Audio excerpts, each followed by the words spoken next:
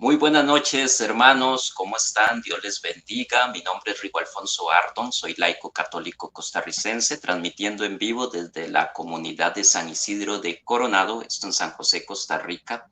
Hoy tenemos un invitado especial, un invitado de lujo, el hermano y amigo Rodrigo Bernal. Transmite desde el vecino y querido país de Colombia. Hoy estaremos hablando un tema muy interesante. De hecho, hace unos días lo estaban celebrando los protestantes y es sobre el contexto histórico de la mal llamada Reforma Protestante y también de la Inquisición protestante contra los católicos. Así que se los recomiendo, se los pido, no se lo pierdan, denle like, compartan, comenten y si al final tienen una pregunta, pues la dejan en el chat y nosotros pues más adelante, ya casi al final del programa, la vamos a aclarar.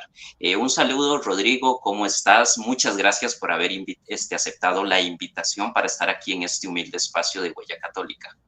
No, muchísimas gracias a ustedes, Rigo, Dios los bendiga. Y bueno, aquí voy a aportar pues lo que humildemente, con lo que humildemente les pueda colaborar. Claro que sí. Eso, Rodrigo. Bueno, y vamos a empezar, ¿verdad? Para que ya no nos dé más tarde. Rodrigo, cuéntanos cómo es el contexto histórico de la Reforma Protestante, pero más que todo el previo. Algunas personas por ahí afirman también que antes de Lutero incluso hubieron otros hombres, ¿verdad? Anterior a él, que también pues se rebelaron contra la autoridad del magisterio de la Iglesia Católica. ¿Qué tan cierto es eso? Sí, hubo varios hombres que se rebelaron. Pues, si empezamos a hablar, empezamos con Baldo, Pedro Baldo, ¿sí? Que hizo, digamos, una reforma de protesta. Eh, También hubo otros, ahorita no recuerdo bien el nombre de John Hus, ya lo recuerdo, que promovió la lectura de la Biblia, pero desde una interpretación privada, lo promovió de manera libre y John Hus tenía varias herejías, enseñaba varias herejías. Eh, a pesar de eso, bueno, él fue quemado por la Inquisición, por el Santo Oficio, eh, pero muchos siguieron sus pasos, fue inspiración para otros personajes Incluso, y sí, perdón, Pedro Baldo era católico, ¿no? Era un laico católico. es que no había más, No todos había eran más. católicos, todos los herejes han salido de la Iglesia Católica, no porque la Iglesia Católica sea hereje, sino porque la Iglesia de Cristo y obviamente el hereje, el apóstata, tiene que salir desde la Iglesia, porque si no, no sería apóstata o no sería hereje. Entonces, claro, Pedro Baldo, John Hus, Lutero, Calvino, Zwinglio, todos fueron católicos, ¿ya? Ah, John Wycliffe, ahí también nos hablan de John Wycliffe, ¿sí? Son personajes que realmente, sobre todo John Hus y John Wycliffe, sentaron las bases de la protesta a la reforma y Lutero retomó digamos, estas luchas y comenzó su propia lucha, pero no era una lucha sincera, no era una lucha, digamos, limpia. Él buscaba el favor de los príncipes de Alemania. De hecho, los príncipes de Alemania aprovecharon mucho la reforma y la impulsaron porque gracias a ella se pudo, digamos, independizar y tener como una soberanía espiritual en Europa. Debido a que la Iglesia Católica era la única religión que había en toda Europa y que a su vez, digamos, vigilaba la forma moral, el comportamiento de todos los gobernantes, los monarcas, eh, pues a través de todo el continente. Muchos de ellos, pues, al no poder satisfacer sus propias apetencias, pues tomaron la reforma protestante como un salvavidas. Por ejemplo, los príncipes de Alemania, gracias a Lutero, endurecieron sus impuestos. Lutero los nombró como los embajadores de Dios en la tierra y que eran los que debían saber cómo interpretar la Biblia. Lutero les entregó el poder de la prima nocte.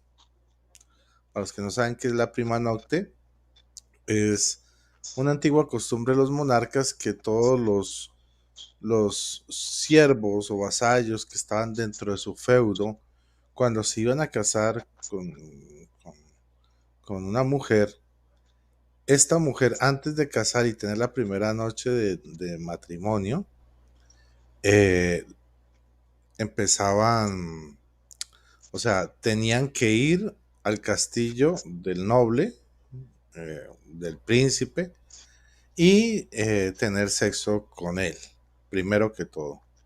Y ya después él se la entregaba al vasallo para que hicieran con ella la que quisiera. De hecho, eh, la palabra fuck en inglés, ¿sí? Ahorita no me acuerdo el acrónimo, pero significa con la autorización de fornicar, eh, o sea, autorización del rey para fornicar. Entonces, una vez tenían la prima nocte, el rey les entregaba el acrónimo, el fuck, y entonces ellos los ponían en la puerta para que nadie los, digamos, los molestara por esa situación y tenía el permiso libre de tener relaciones sexuales como pareja. Ahora, también tenemos el ejemplo que por ahí también están mencionando de Enrique VIII. Enrique VIII tuvo un afán eh, de tener un heredero varón en la corona y su primera esposa no le daba hijos, sino hijas.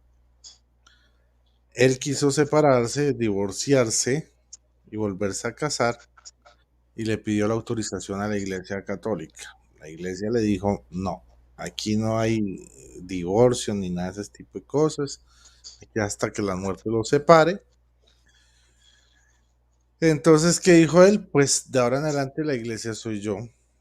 Mandó a asesinar los católicos que, o sea, él dijo, ahora yo soy la autoridad de la Iglesia, yo soy el Papa de Inglaterra, el que no esté bajo mi autoridad, entonces bien pueda, vaya alzando la voz, porque aquí lo vamos a matar. Mandó matar muchísimos católicos, entre monjes y laicos. Eh,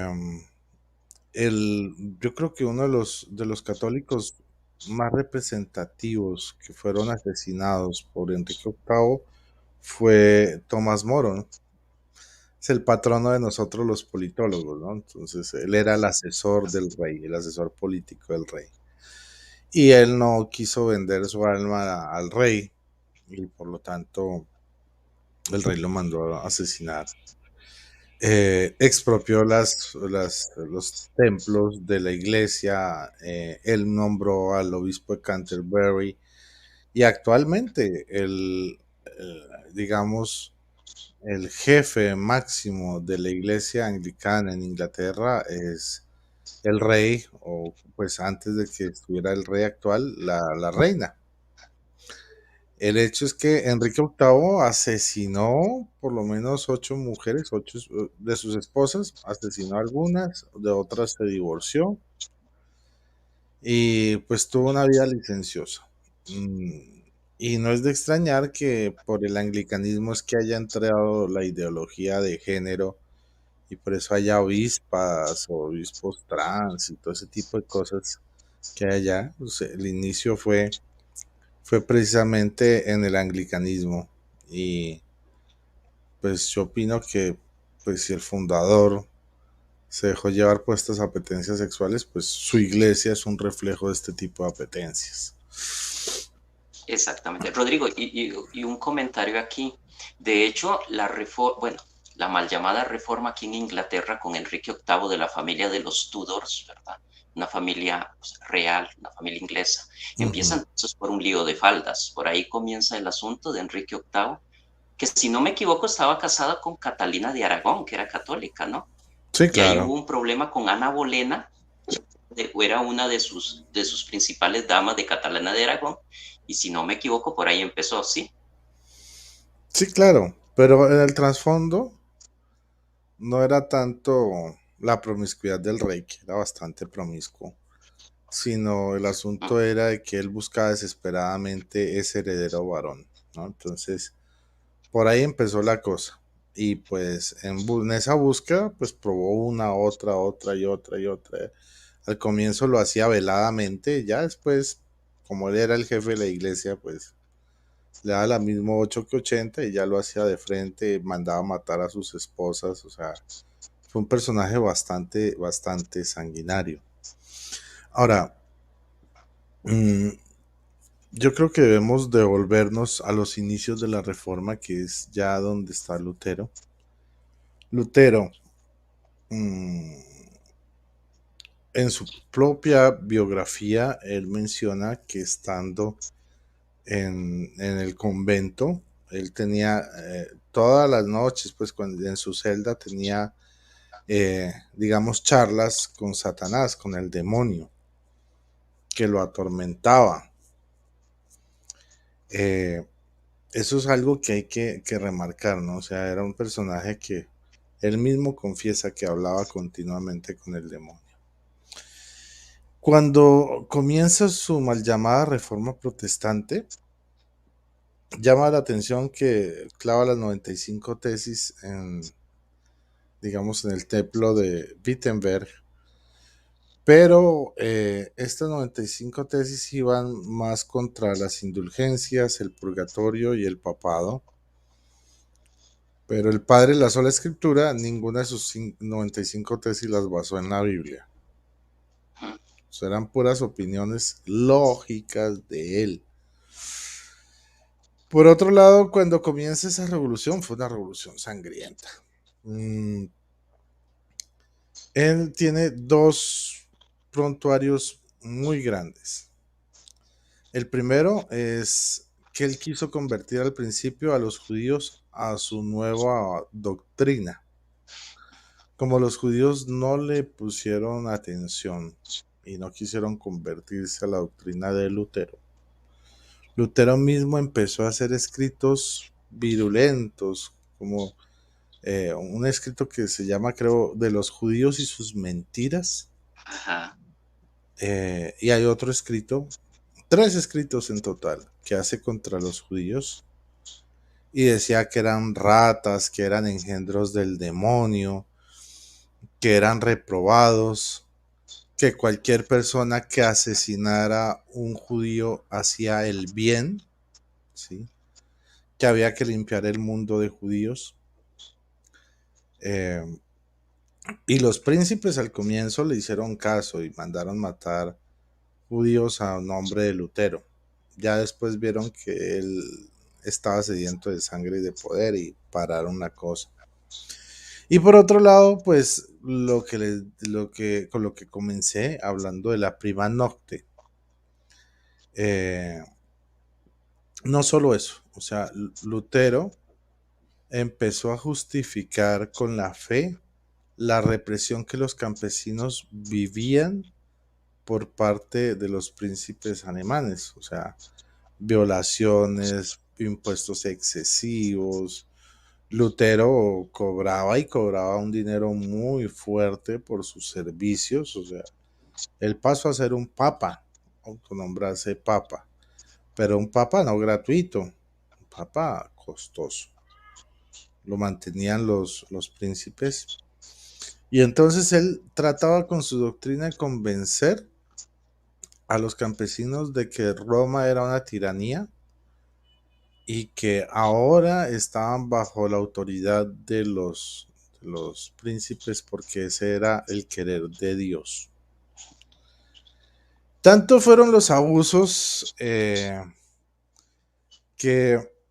en 1525 campesinos de toda Alemania destruyeron 4 monasterios durante la semana de Pascua.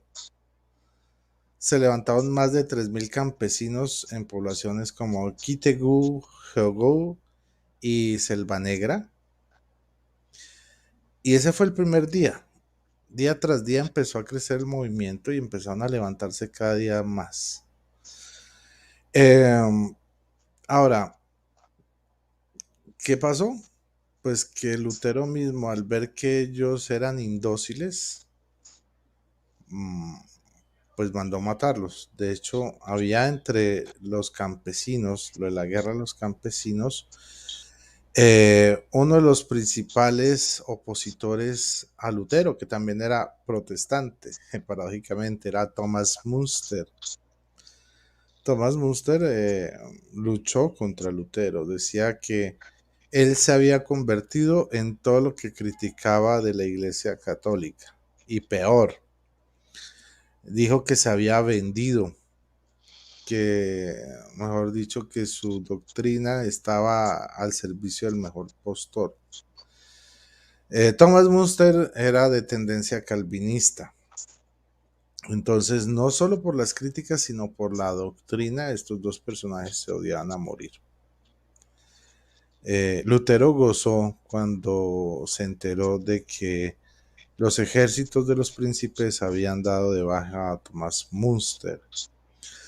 Ahora, este movimiento campesino que estamos hablando como tal comenzó en mayo de 1524, cuando un grupo de campesinos alentados pues por los sermones radicales de un pastor teólogo llamado George Coetzer, tomaron todo el control de la ciudad alemana de Pforzheim. Y ahí instauraron un gobierno municipal inspirado en el cristianismo primitivo. Eso suena bastante cómico, ¿no? Porque también Calvino hizo algo así. Y pues al día siguiente ya había 500,000 de campesinos que se habían pegado a esta nueva revolución. Ahora, O sea, perdón, hay que te interrumpa, Rodrigo. O sea que la mal llamada reforma protestante no solamente era con un tinte o con una intención religiosa, sino que también tenía tintes políticos, ¿verdad? claro que Ahora, sí. yo te quiero aquí, digamos, hacer una pregunta. Creo que tú fuiste evangélico, ¿no? ¿Alguna vez? Sí, yo fui evangélico durante 14 años. Rodrigo, estas cosas que tú nos estás comentando sobre la vida de Martín Lutero y de los demás mal llamados reformadores protestantes, ¿se cuentan en las iglesias evangélicas o se sabe? No, por supuesto que no. Por supuesto que no. Aunque hay una película hecha por los luteranos que las muestran en las iglesias evangélicas sin mucho problema, que se llama Lutero. Y ahí cuentan algunas cosas que si uno pone atención a la película queda pensativo, ¿sí? Como por ejemplo, eso, ahí muestran que él hablaba con el demonio en su celda de claustro en el convento. Muestran la guerra de los campesinos, muestran un episodio, pero lo muestran a él como que él no tenía la culpa, sino que fue sus seguidores que lo entendieron mal. Y entonces él salió diciendo, yo no mandé a hacer esto. Bueno, cosa que no es cierta ni es histórica porque el mismo Lutero hizo varios escritos contra los campesinos, ordenando su muerte. Entonces, esa parte no es cierta, pero llama la atención que hubiera tantas muertes en la Reforma Protestante. Y este tipo de cosas es vetada. A nosotros nos enseñaban que simplemente la Inquisición se dio única y exclusivamente por parte de la Iglesia Católica. Y nos contaban historias tan descabelladas como, bueno, que los evangélicos éramos perseguidos y los católicos nos asesinaban porque estábamos defendiendo solo la Biblia y que nosotros vivíamos allá. Bueno, los que murieron en esa época morían con la Biblia debajo del brazo y un poco de boberías que uno ya después de estudiar la historia dice, pero uno cómo se cree tanta tontería, porque la historia claramente dice todo lo contrario. Ahora, Lutero en medio de su guerra, él alcanzó a matar más de 300,000 campesinos. Bastantes. Y para esa época en Europa, o sea, cualquier inquisición que haya hecho la Iglesia Católica le quedó boba al lado que lo que hizo Lutero. Y eso sin contar los miles de judíos que murieron a manos de los príncipes alemanes por órdenes del mismo Lutero. Híjole. Es más, yo te voy a contar algo muy interesante que cuando comenzó el Tercer Reich en Alemania de manos de pues Adolf Hitler, él dijo que Martín Lutero era el modelo perfecto y acabado de un nazi, que él era el ejemplo a seguir. Y de hecho, en muchas de las publicaciones nazis para convencer a los alemanes del antisemitismo y de ese patriotismo exacerbado de Alemania, publicaron muchos escritos de Lutero, que efectivamente eran bastante sangrientos y, digamos, llamaban más a la guerra que a la paz y más a la contienda que al deber cristiano. ¿Qué más te puedo decir? Pues Juan Calvino, porque pues ya hablamos un poquito bastante de Lutero, pero no tenemos mucho tiempo, entonces vamos a hacer como una untada de todos estos escándalos. Rodrigo, una pregunta aquí antes de ingresar con Juan Calvino. Claro, dime. ¿Lutero tenía problemas psicológicos? Evidentemente, sí, muchos de las personas que psiquiatras que han analizado sus escritos y su historia definitivamente decían que era psicótico, esquizofrénico, tenía delirios de persecución, era bipolar, ¿sí? Podía tener unas euforias grandísimas y al otro día estar en unas depresiones terribles. Tanto que se comenta, de hecho hay muchas versiones sobre la muerte de Martín Lutero, que por problemas estomacales, que fue el corazón que se le paró, que fueron problemas pulmonares, pero resulta que la versión más consistente y que tiene, digamos, no muchísimos, pero sí tiene más testimonios que los otros, es que Martín Lutero, en medio de sus depresiones, él vivía borracho ya en sus últimos días, todos los días comía como un cerdo y por eso se ve la imagen de Lutero gordísimo, gordísimo y la máscara de él así, pues, hecho un chancho. Comía todo el día y bebía como loco y que en su última pues noche él estaba en su comilona y en su bebeta y se fue borracho a su habitación y allá se ahorcó. No sería extraño, ¿verdad?, si padecía estos problemas. No, no De sería hecho, extraño.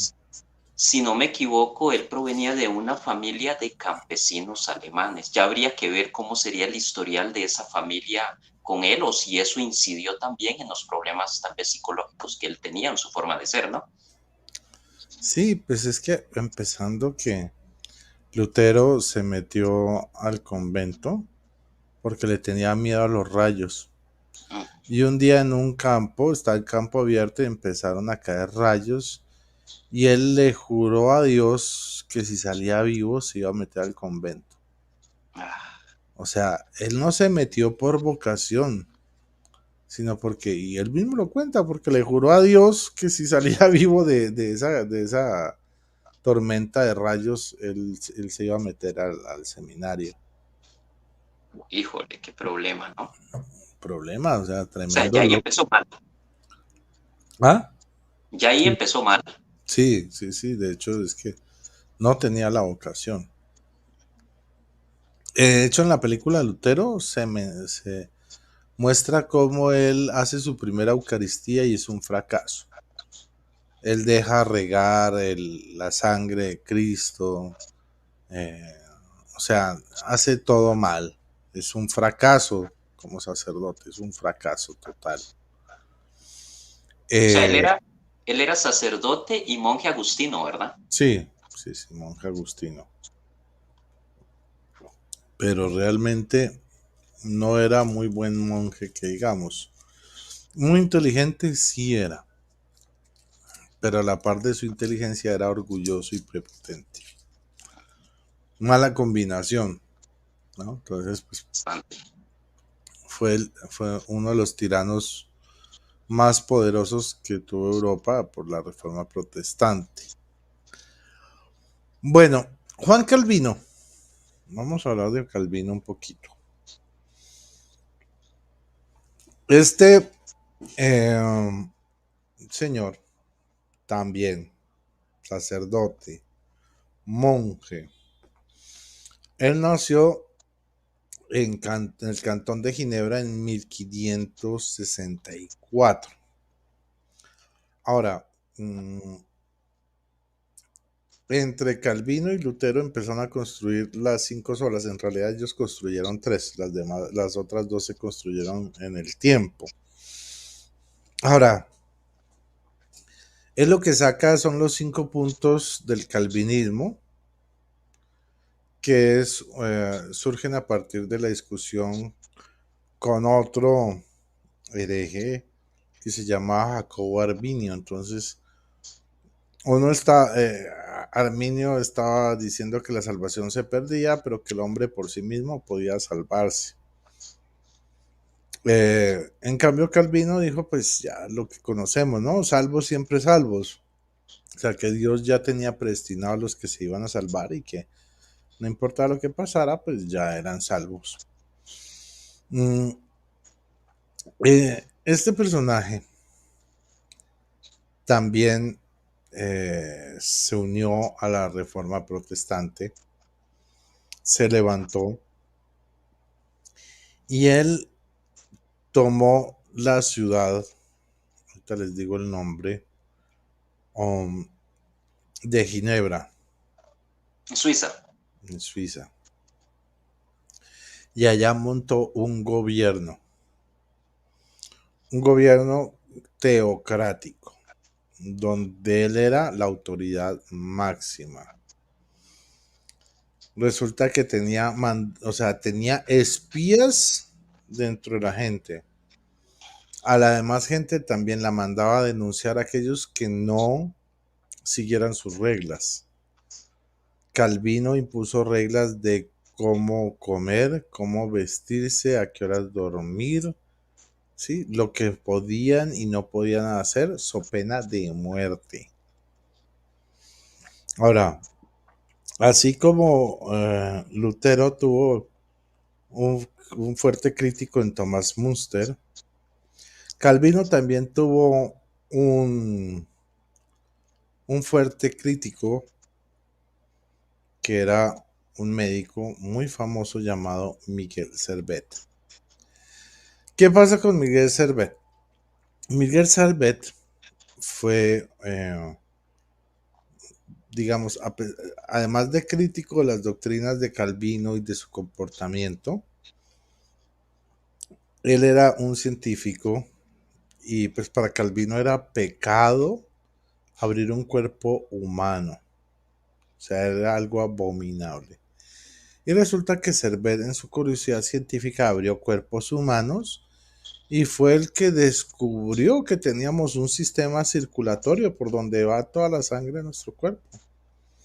A él le debemos los conocimientos que tenemos, o por lo menos la base del sistema circulatorio. Esto para Calvino fue una herejía. ¿Y qué fue lo que hizo? Lo mandó a encarcelar. Lo torturó hasta donde más no pudo. Lo mantenía, digamos, en hambre, no lo dejaba tomar nada. A Miguel Servet le tocaba beberse sus propios orines. Y el gozo de Calvino fue que el día de su ejecución, Calvino mandó a bañar a Servet en sus propios orines y untarlo de sus propias heces. Y ya una vez de haberlo untado desde sus propios, bueno, productos fisiológicos, lo quemó vivo. Y se gozó cada momento, cada grito que dio Miguel Servet. Pero entonces, Rodrigo, los oscurantistas somos nosotros los católicos para los protestantes.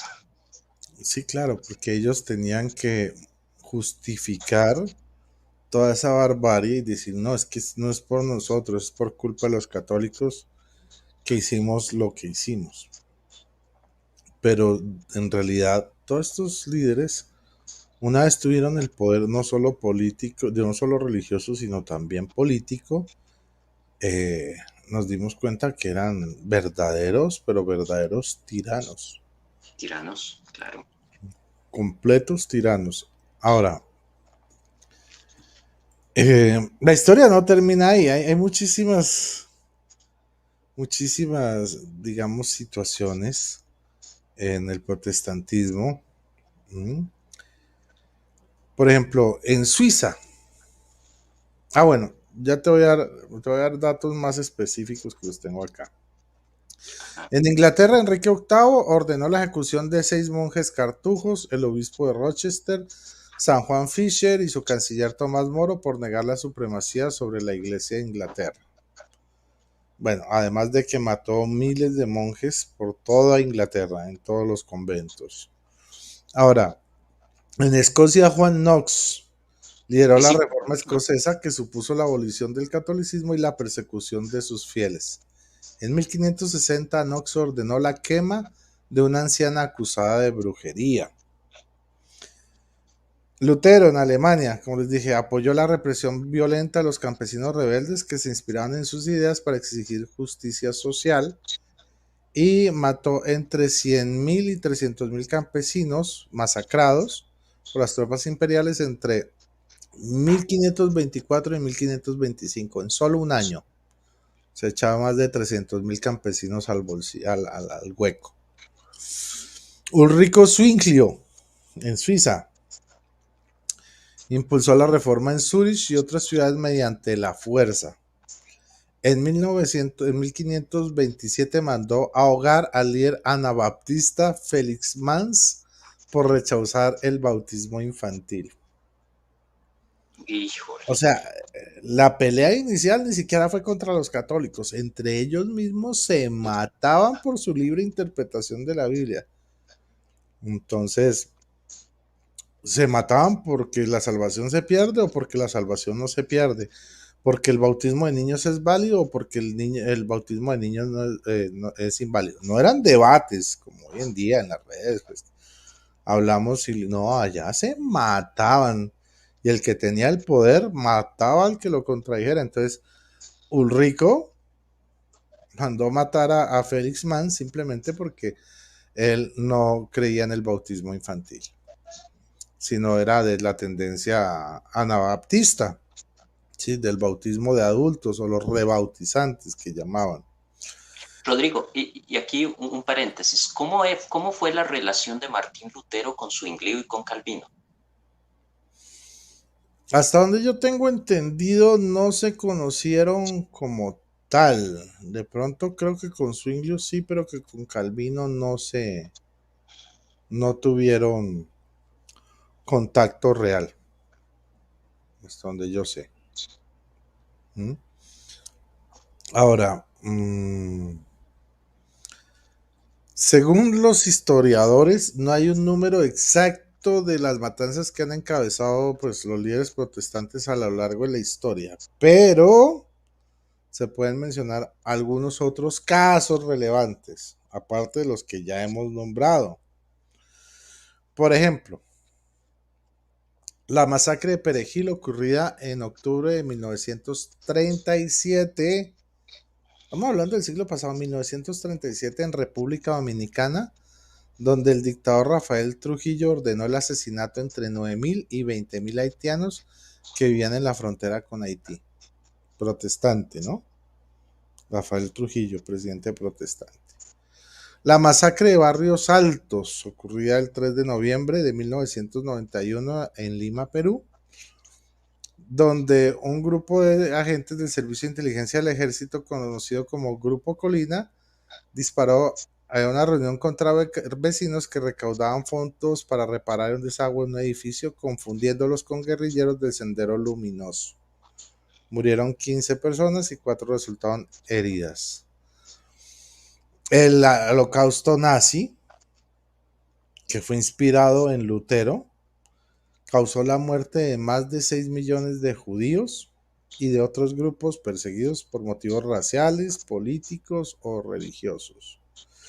Entre los líderes protestantes que apoyaron o colaboraron con el nazismo se encuentran el obispo luterano Ludwig Müller, el pastor Paul Althus y el teólogo Gerard Kittel. De hecho, si tú ves todos los filósofos de esa época, los politólogos alemanes, todos eran antisemitas y todos se basaban en los escritos de Lutero para justificar su posición antirracial contra los judíos. ¿Qué era lo que yo te iba a decir? Imagino que en el mundo protestante eso no se dice. No se dice. De hecho, fíjate que en Alemania, cuando fueron las primeras elecciones y que subió pues Adolf Hitler y su grupo, y eso se puede comprobar, se puede constatar. En las zonas donde había mayor influencia del catolicismo, Hitler perdió todas las elecciones. Pero donde en Alemania las zonas que eran influenciadas por el protestantismo, pues que eran mayoría, ganó Hitler.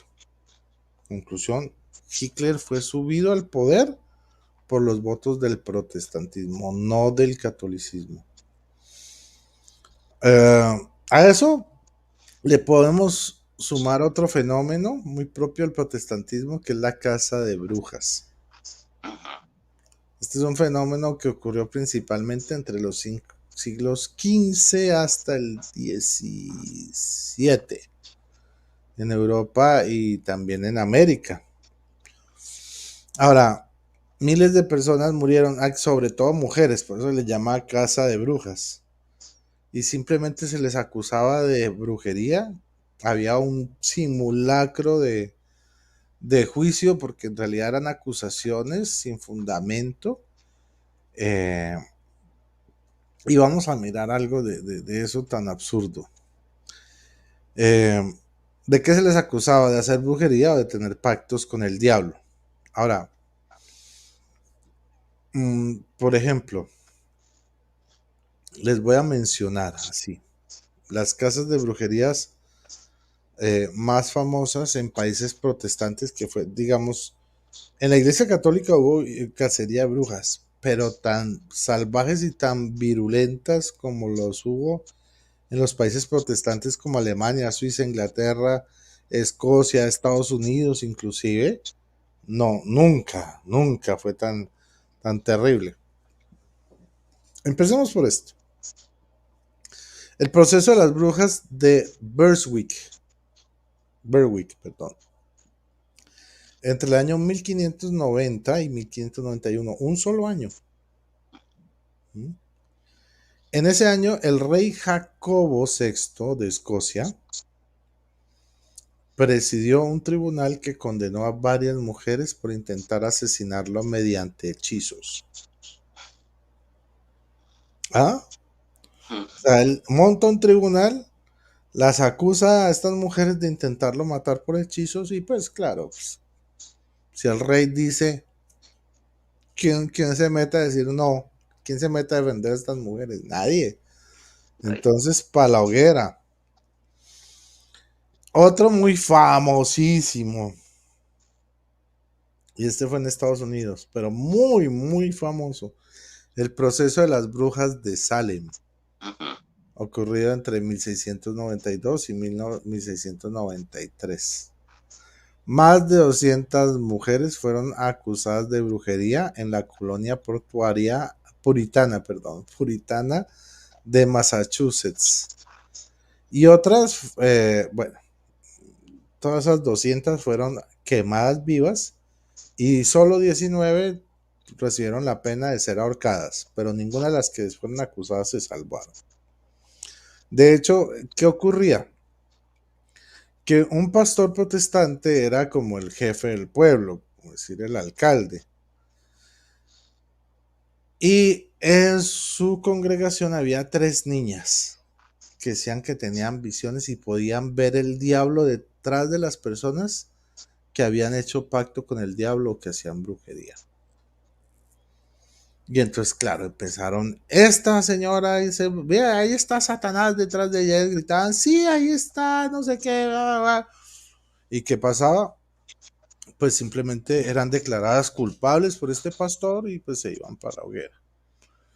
Ya después de un año de matanzas, como que comenzaron a decir, oiga, no es como curiosidad, pero eh, casualmente los que están muriendo son aquellos que se oponen a estas niñas o las personas que les cae, a las que estas niñas les cae mal.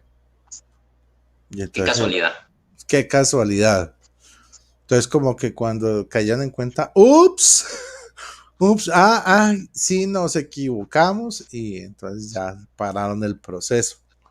Pero en ese fanatismo cuasi pentecostal murieron 219 personas. Rodrigo, ¿y de dónde salen estos puritanos que llegan a Estados Unidos? Bueno, son protestantes europeos, mmm, sobre todo de los países nórdicos, que pues quiere llegar al nuevo mundo a buscar paz y a vivir, eh, digamos, en una especie de aislamiento y en un puritanismo, o sea, a ser puros, puros, completamente puros para Dios.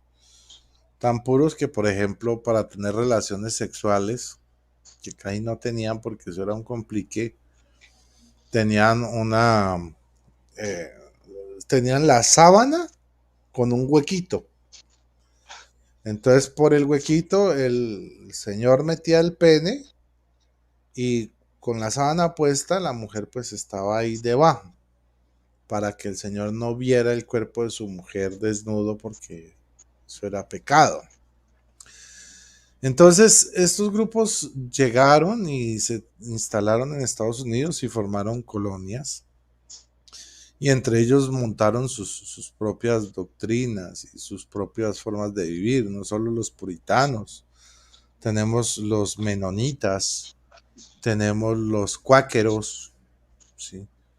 Son grupos que vienen de distintas partes de Europa que se instalaron y montaron sus propias mm, iglesias poblaciones. Y Creo es que, curioso, perdóname, que pero es curioso que actualmente en estas comunidades el nivel de analfabetismo es grandísimo.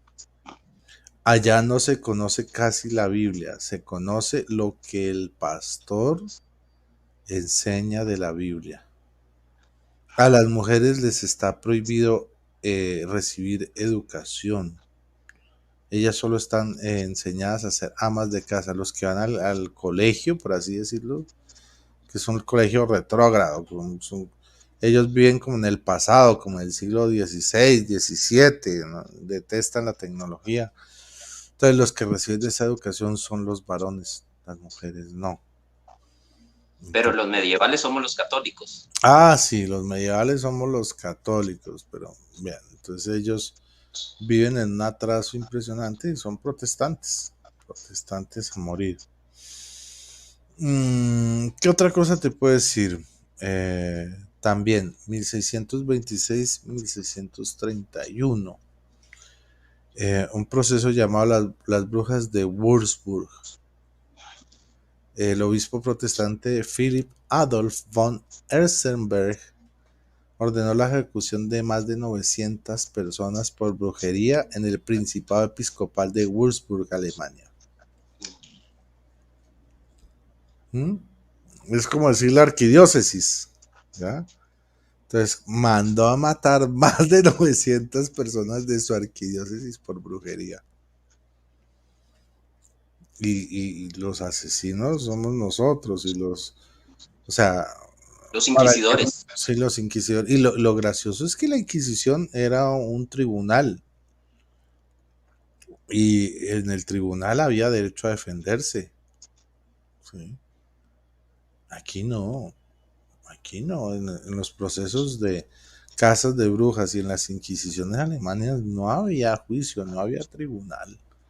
Había solo sentencia y sentenciador. Sentenciador, sentencia y sentenciado. Y Mi el padre, sentenciado era culpable sí o sí. sí, sí o sí, porque el que tenía el poder lo decía y se acabó. Y cuidado, usted lo cuestionaba, porque entonces también lo mandaban para el papayo. Ahora, mira que no ha habido una sola inquisición protestante, como te puedes dar cuenta, sino que se trata de un conjunto de persecuciones religiosas, muchísimas llevadas a cabo por distintos motivos, de reformados contra católicos, entre los anabaptistas contra los luteranos, eh, Con los judíos. con judíos, con los que consideraban brujos y contra los que consideraban herejes.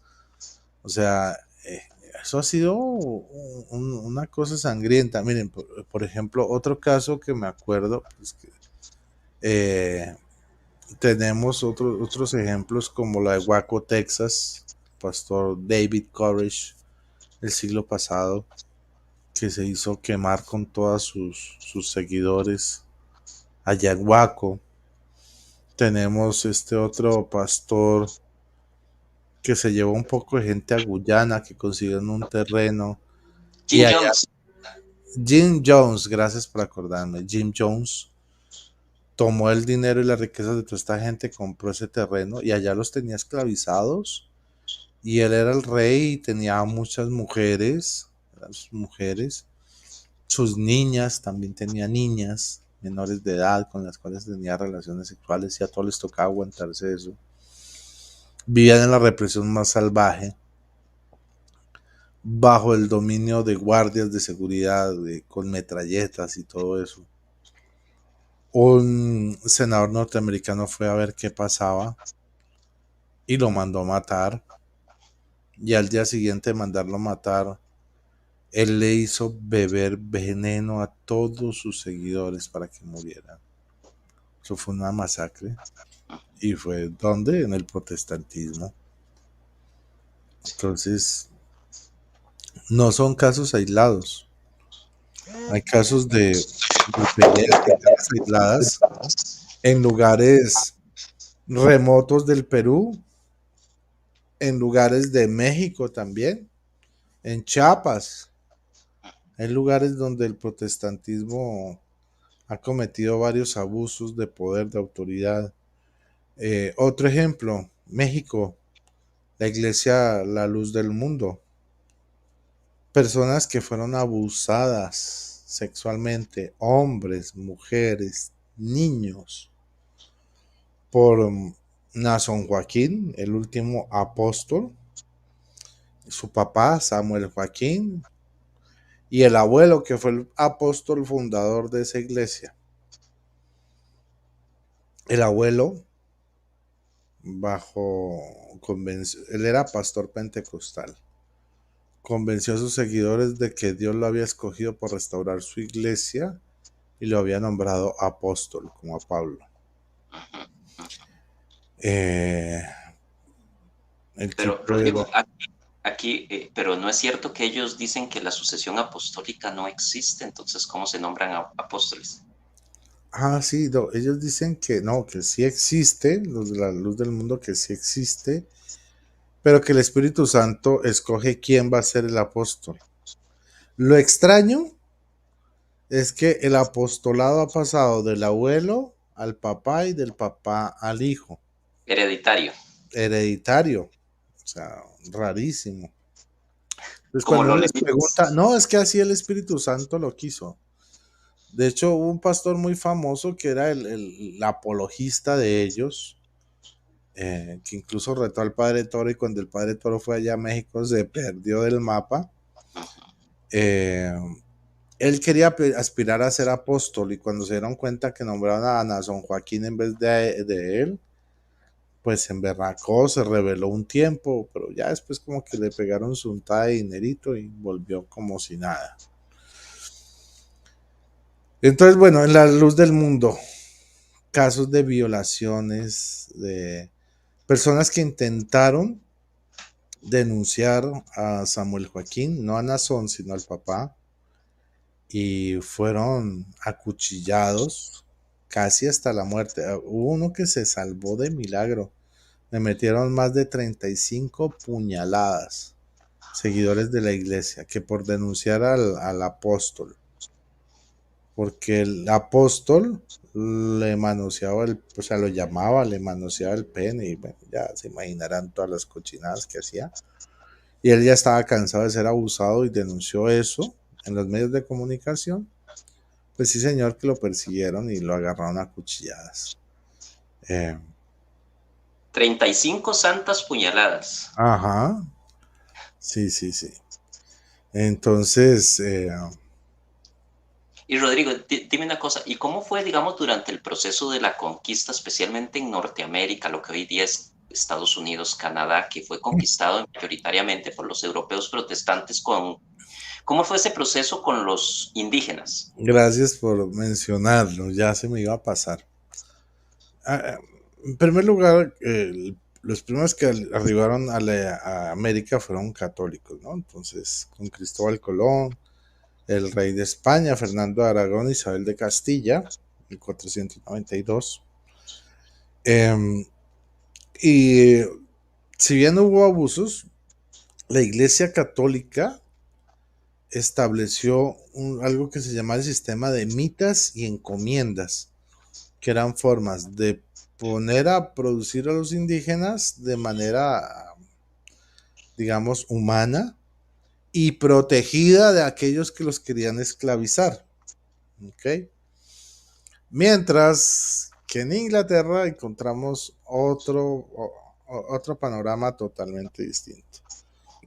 Llegan a Norteamérica, Estados Unidos, Canadá, se encuentran con indígenas como poblaciones indígenas muy grandes, como los Pieles Rojas, creo que era la más significativa. No los evangelizaron como acá, que los españoles, pues, eh, digamos, los sacerdotes y todos evangelizaron, les enseñaron a Dios. No, no, no. Allá no se tomaron la molestia de evangelizar, de convertirlos, simplemente dijeron, estos son salvajes, estos son infieles, no tienen salvación. Lo mejor que podemos hacer es arrasarlos, acabarlos. Sin ninguna contemplación, acabaron con casi toda la población indígena de Norteamérica. Hoy en día no queda nada, queda solo pieles rojas, algunos, Y de esos, la mitad ya ni siquiera son indígenas puros, sino que se han mezclado con blancos o con otras poblaciones. Y de la población originaria de los indígenas en Norteamérica, actualmente solo sobrevive el 4%. Y ese 4% vive en reservas, vive aislado. O sea, no es que esté en sociedad ni pueda mezclarse así fácilmente con la gente, no. No, vive en lo que se llaman reservas indígenas. Como decir, allá ustedes, acá nosotros. No los exterminamos, pues para no vernos tan sanguinarios, pero ahí los tienen. En medio de ellos, pero en un aislamiento. Y pues Y como Rodrigo, la y, mayoría y- los mataron. pero entonces ellos dicen ser muy sola escritura. ¿Y qué pasó ahí con Mateo 28:19 de hacer discípulos a todas las naciones? Pues seguro entendieron que Mateo era matar, entonces lo matearon. Ah, este es Mateo. Mateo aquí, Mateo acá, y vamos mateando a todos. Sí, yo no sé, o sea, la sola escritura es entre ellos. Y eso, pues, entre ellos que piensan igual.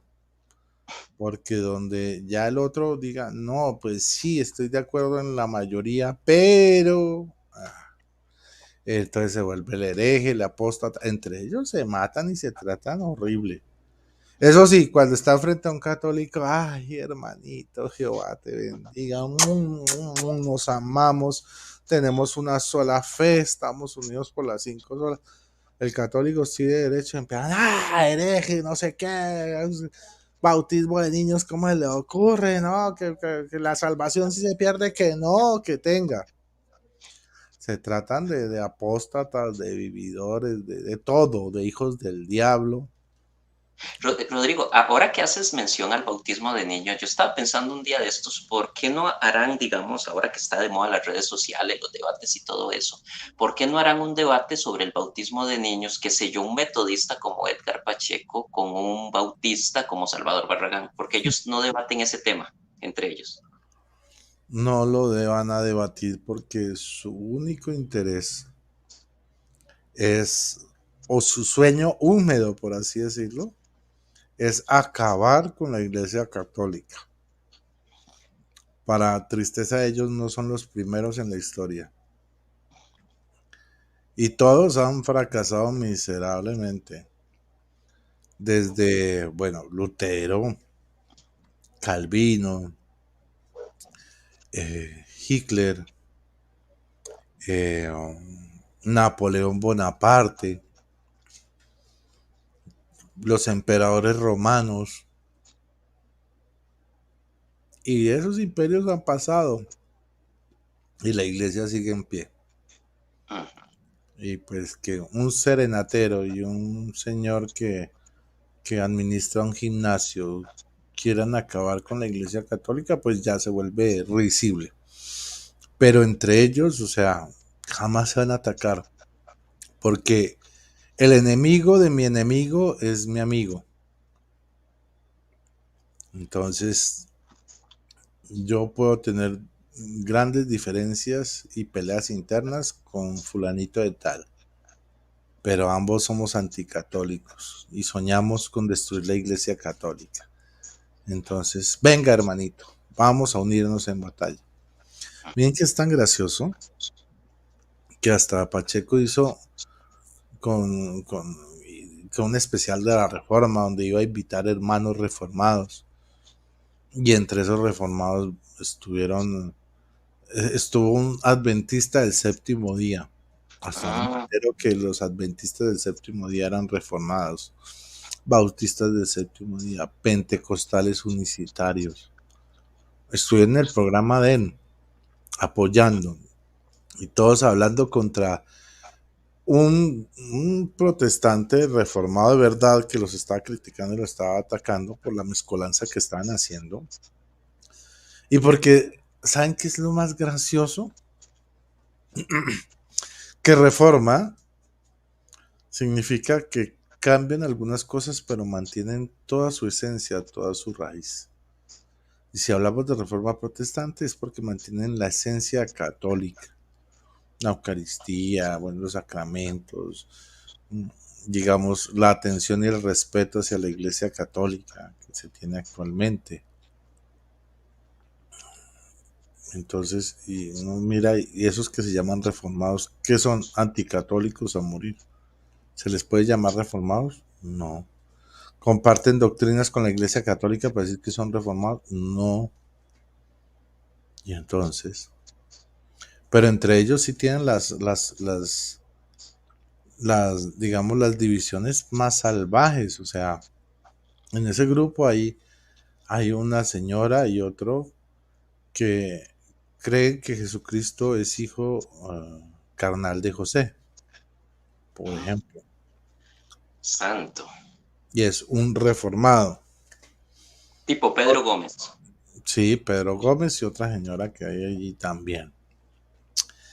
Eh, creen, bueno, unicitarias como Iracema, como el señor que presentó el día del programa, um, sabatistas, gente que dicen que el domingo es el día del diablo y que el sábado es el día de Jehová, con Pacheco, o sea, y Barragán, o sea, es algo que de verdad uno no sabe si llorar, reírse, sorprenderse o qué, porque es una cosa, una ensalada, un tutti frutti, pero Incluso yo diría que a muchos de ellos serían fuertemente amonestados por estos primeros reformadores protestantes, ¿no? ajá, sí, sí, sí, sí, sí. De, sí, de hecho, sí, llama la atención. Estoy ya desviando un poquito del tema, pero en mi canal yo la semana pasada entrevisté a un pastor amigo mío, personal, que él quiere convertirse a la Iglesia Católica, Pastor Andrés Morales, metodista. Y él me comentaba que nada de lo que enseña Pacheco lo enseña la Iglesia metodista. De hecho, esta semana tuvimos un live donde él subió y estaba Betty. Y Betty le preguntó y él dijo, nada de lo que enseña Pacheco lo creemos en la Iglesia metodista. De hecho, dijo, este domingo que pasó estaba yo reunido con los otros pastores y le comenté lo que enseñaba este pastor, este señor a nombre de la Iglesia metodista y todos estaban aterrados que, que jamás habían escuchado que la Iglesia católica fuera la gran ramera de Apocalipsis, que donde sacaban semejante bestialidad, pero que estaban aterrados con las enseñanzas de ese señor. Hizo ser metodista y tener la cobertura de los metodistas y no sé, bueno. Sí, Los otros se decían ser bautistas y resulta que bautistas no tienen nada. Es de una iglesia por allá, de una vereda, que se llama la primera iglesia bíblica del Pacífico, o sea, la primera. Que todas las demás anteriores no son bíblicas, son heréticas. Y el otro por allá con una iglesia de 25 años, con un pastor que tiene unas creencias rarísimas. Y también se dicen bautista. Entonces, yo no sé, hoy cualquier cosa es protestante, hoy cualquier cosa es bautista, hoy cualquier cosa es metodista. O sea, reformado. sí, es que ya no es ni por fe ni por doctrina que, que, que se declaran, sino es por autopercepción, así como la agenda LGTBI. Ellos se autoperciben bautistas, se autoperciben metodistas, se autoperciben reformados, pero vayan a mirar la cruda realidad, no tienen ni de metodista ni de reformado, ni nada. Se creen teólogos, no han Pastores. estudiado nunca teología. Se creen biblistas, no tienen ni idea de Biblia. En fin, volviendo un poquito al tema, otra vez. Quiero contarles otros datos antes de que terminemos porque no quiero que nos vayan todos estos datos que son importantes que el pueblo conozca. El líder calvinista Juan Knox, no sé si lo has escuchado mencionar. Discípulo de Calvino. Sí, hizo también otra cosita similar a la de Calvino, instauró una férrea disciplina moral y eclesiástica donde castigaba con severidad cualquier desviación doctrinal o de conducta. Los católicos, bajo el gobierno de Juan Knox, fueron marginados, perseguidos y tuvieron que exiliarse. Ahora, por otro lado, tenemos, por ejemplo, bueno, Calvino no solo asesinó a A Miguel Cervet. Servet, sino también a Giordano Bruno. Giordano Bruno fue condenado por Calvino a la hoguera por defender el heliocentrismo. O sea, que no era la Tierra, el Sol el que giraba alrededor de la Tierra, sino era la Tierra la que giraba alrededor del Sol. Giordano Bruno, filósofo, fue asesinado por Calvino. Y después dicen que nosotros matamos a Galileo por hablar del heliocentrismo. Qué ¿Y saben qué es increíble. lo curioso? Que Galileo murió de viejo, nadie lo mató. Es una leyenda negra del protestantismo que dicen que nosotros, la Iglesia Católica, enviamos a la hoguera y matamos a Galileo Galilei, cosa que es falsa. Pero lo que sí es cierto es que ellos, a otro filósofo y científico heliocentrista llamado Giordano Bruno, a él sí lo quemaron en la hoguera, pero eso sí. Ujú, ujú. Exactamente, exactamente. Qué increíble, ¿verdad? Sí, Y nosotros somos los malos de la película. claro. Tenaz, tenaz, tenaz, tenaz. Tenaz, tenaz. Bueno, no, pues yo creo que Ya eso sería todo, ¿no? por ahora sí. Sí, Pero como les digo, hoy en día también se viven inquisiciones y abusos del protestantismo tremendos. Miren, ellos nos acusan de que los sacerdotes son pedófilos y todo eso. ¿Tú conoces el escándalo que hay de los seminarios bautistas del sur tan impresionante? Donde han aparecido cifras de más de 8.000 niños violados alrededor de todos los seminarios bautistas del mundo. Y ya no saben qué hacer con eso. De hecho, le están pidiendo a la Iglesia Católica ayuda para que los asesoren ese tema. mm, qué tremendo, ¿verdad? Mm. ¿Y por qué es que en el protestantismo estas cosas no son escándalos? Porque por lo general yo me gradúo de un seminario y ya suerte, o sea, yo ya tengo como mi diploma para ir a montar mi iglesia a mi gusto. Entonces lo que yo haga en mi iglesia se queda en mi iglesia y no afecta a la otra iglesia porque es la otra iglesia del pastor. De hecho, nunca predicamos lo mismo, ¿sí? Podemos estar una al lado de la otra y el domingo tenemos predicas distintas. Nuestros fieles no se tratan, no se conocen, nosotros tampoco tenemos relación, a pesar de que estamos uno al lado del otro, en vez de tener una hermandad cristiana, somos totalmente desconocidos, porque esta es la iglesia mía y allá está la iglesia del otro pastor, son islas. Entonces, si el otro pastor resultó ladrón, eso es solo de la iglesia de ese pastor, no es mi iglesia. Pero así como es eso, también son las doctrinas. Son las Así es. doctrinas de la sola escritura y la libre interpretación, o sea, lo que entiende ese pastor de la Biblia, y son distintas a lo que entiende este pastor de la Biblia. Y cada uno es infalible Y cada a la uno es hora de interpretar. infalible, claro que sí. Porque dicen que no, que solo la Biblia es infalible, pero ellos aseguran que su interpretación de la Biblia es infalible. Así es, Rodrigo. Así es. Qué increíble. Ujú. Bueno, hermanos, ya se nos viene cumpliendo la hora. Primero que todo, muchas gracias, Rodrigo, por acompañarnos esta noche y por darnos esa clase magistral, ¿verdad?, de todo lo que fue el contexto histórico de la Reforma Protestante y de la Inquisición Protestante, ya no solo contra los católicos, como bien lo decía el título, sino hasta entre ellos mismos, incluso contra los judíos, contra los indígenas. Entonces, pues muchas gracias, ¿verdad?, por ayudarnos a salir de la ignorancia en cuanto a ese tema. Y si hay hermanos protestantes que están viendo el programa, pues que ellos ellos también aprendan, ¿no? Y de hecho, va a haber personas que digan, no, eso es mentira, que nos quieren engañar, que bla, bla, bla. Miren, busquen ustedes mismos en internet, busquen la guerra de los campesinos de Martín Lutero, los escritos de Lutero contra los judíos. ¿Mm? Eh, Busquen los discursos de Hitler a favor de Lutero. Busquen qué pasaron con los indígenas norteamericanos, los pieles rojas, en el proceso de colonización protestante. Búsquenlo. Hoy estamos en la edad de las redes. Antes le tocaba a uno buscarse un libro por allá en una biblioteca y uno no sabía si eso era escrito por alguien que sabía o por un mentirólogo, pues de esos de leyendas negras.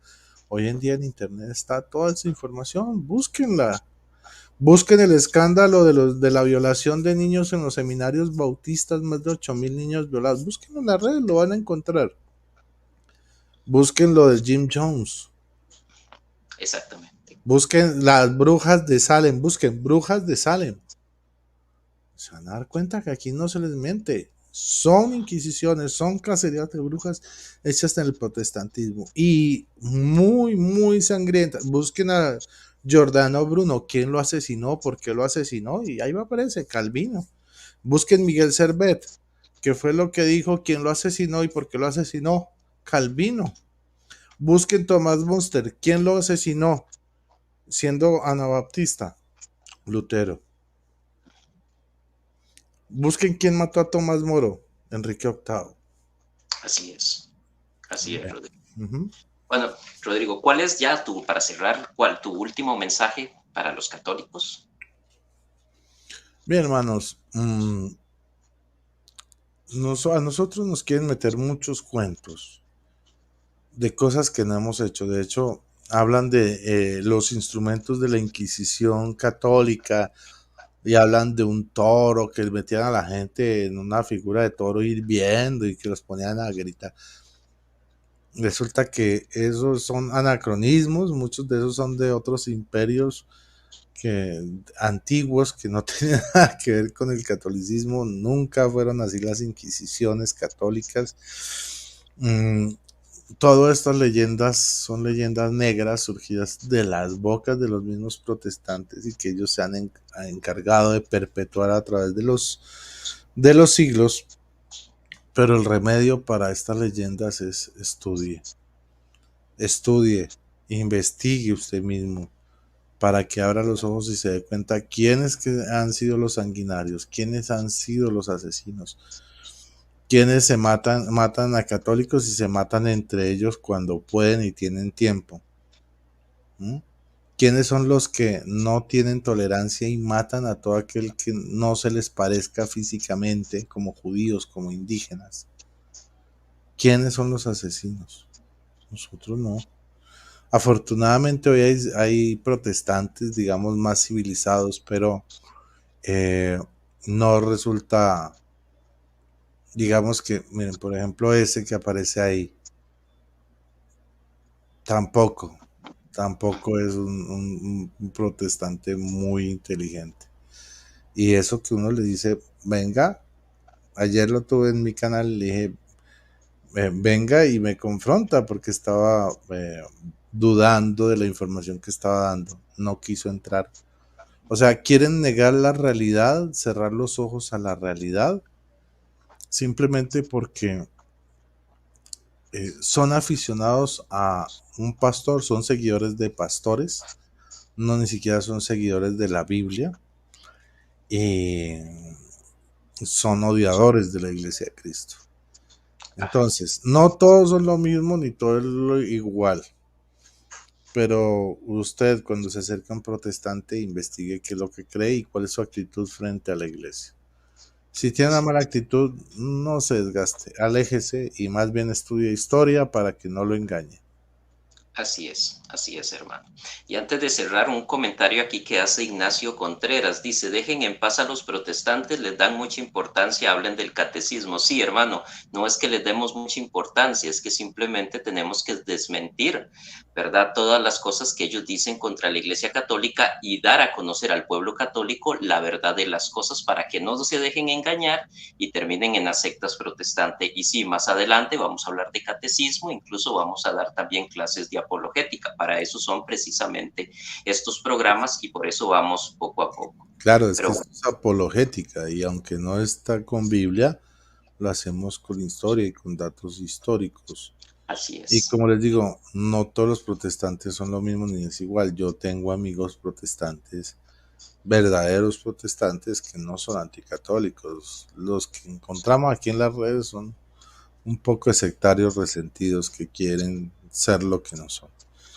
Entonces, no nos dejemos engañar porque es que cuando nosotros no nos formamos, sí, muy bonito informarse en catecismo, pero si yo no sé historia y me vienen con un cuentazo, que por lo menos me lo pintan creíble y yo me lo creo, pues ya perdí, porque me sacaron de la iglesia, me engañaron y yo no tuve ni siquiera la molestia de investigar si lo que me decían era cierto o no.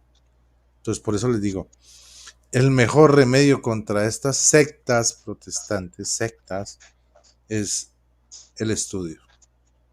Estudie la Biblia, estudie la historia, estudie la patrística, estudie el magisterio también, claro que sí. Y verá que nunca lo van a engañar en estas sectas. así es, Rodrigo. Una formación integral, ¿no? Claro. Bueno, hermanos. Muchas gracias primero a Rodrigo, ¿verdad?, por haber aceptado la invitación a este humilde espacio. Gracias a las personas que han estado comentando y que han estado viendo la transmisión. Gracias a Noé por prestarnos el canal de Huella Católica para realizar estos programas, pero sobre todo gracias a Dios por darnos un día más de vida, de salud y la oportunidad de poder reunirnos aquí, aunque sea a distancia, pero aquí estamos bien reunidos y aprendiendo de personas que sí saben, que conocen de historia temas que muchos desconocemos, ¿verdad? Y que necesitamos formarnos, como dice Rodrigo, para no caer en ignorancia y no ir a dar a las sectas protestantes. Entonces, mis hermanos, muchas gracias, que tengan muy buenas noches y nos estamos viendo por su canal Huella Católica. Adelante, Noé.